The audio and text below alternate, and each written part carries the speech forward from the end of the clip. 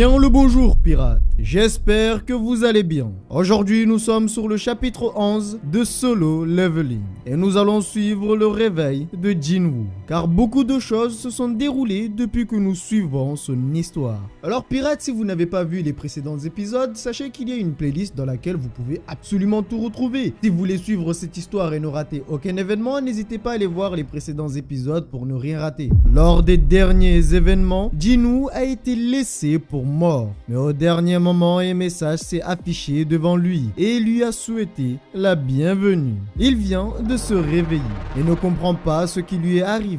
Il est dans une pièce de l'hôpital alors qu'il y a peu, son cœur avait cessé de fonctionner et son corps était complètement défiguré. Tout ce qui lui arrivait était-il un rêve? Il voit qu'il est dans un hôpital et quelques secondes plus tard, deux hommes en costume se rapprochent. Cela fait un petit moment qu'ils attendaient son réveil.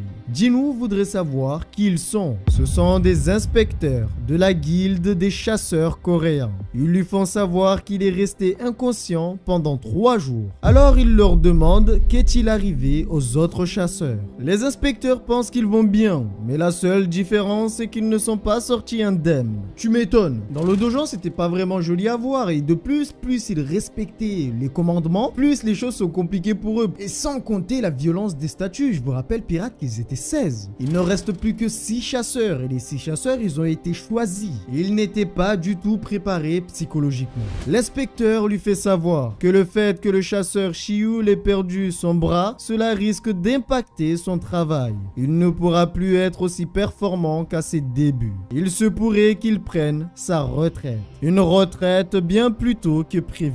Quant à Jui, elle est placée sous traitement, car le traumatisme est assez important. Elle n'est pas sortie indemne de ces événements. Et malheureusement, il se peut qu'elle ne puisse plus exercer en tant que chasseur. De même pour le chasseur Kim Sang-chil. Mais Jinwoo l'arrête. Il lui dit qu'il ne veut pas entendre parler de lui. Il les a abandonnés au moment le plus crucial. Il n'est pas prêt de lui pardonner. L'inspecteur fait savoir que seules 6 personnes sont sorties, vivant du repère caché.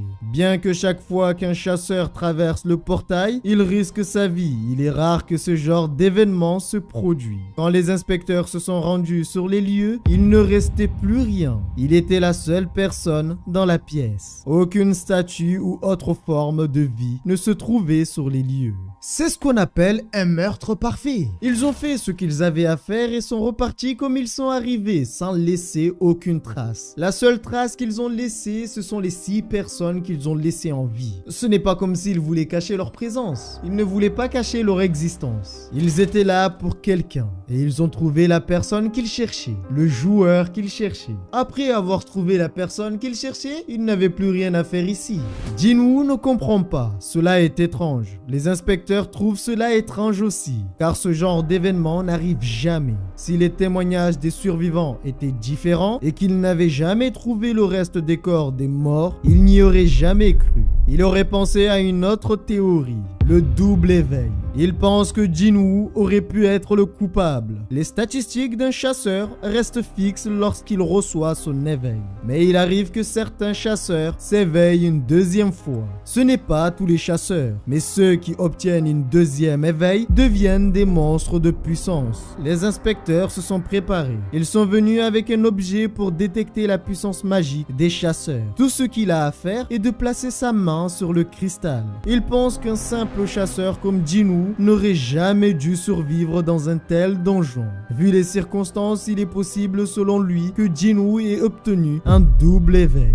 En vrai, c'est possible, car à la fin, quelque chose s'est produit avec son corps après avoir accepté la quête qui lui était présentée. Mais il se peut aussi que ce ne soit pas un éveil. Il est possible que les monstres lui ont donné quelque chose d'encore plus terrifiant, quelque chose de plus puissant. Mais pour Jinwoo, il n'a rien reçu. Pas de double éveil. Ce qu'il a obtenu est autre chose. Le test révèle qu'il est le plus nul des chasseurs. Même le plus bas des rangs E possède 70. Pour lui, Jinwoo reste une merde jusqu'au bout des ongles. Sa théorie ne fonctionne pas. Alors ils ne sont plus intéressés par lui. Mais Jinwoo a remarqué quelque chose. Ils n'ont pas vu ce que lui voit. Un écran s'affiche toujours devant lui. Mais personne ne le voit à part lui. Il vérifie son corps et voit que tout est intact. Son pied est revenu comme il était. Sa poitrine est intacte. Cela est étrange, comment se fait-il que son corps soit redevenu comme avant, alors que celui du chef est resté avec les mêmes blessures. Pour rappel, le chef était parti avec Dewey,